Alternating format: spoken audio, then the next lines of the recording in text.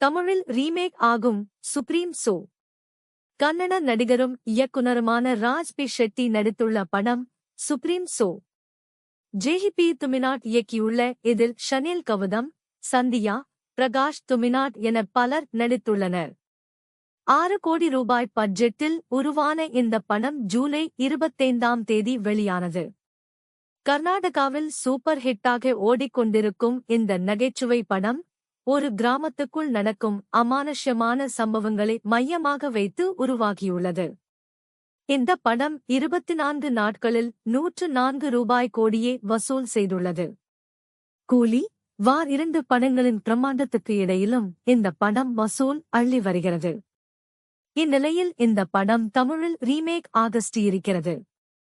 பிரபல விநியோகஸ்தர் என்.எஸ். ராஜ்குமார் என்பவர் இதன் தமிழ் ரீமேக் உரிமையை பெற்றுள்ளதாக கூறப்படுகிறது.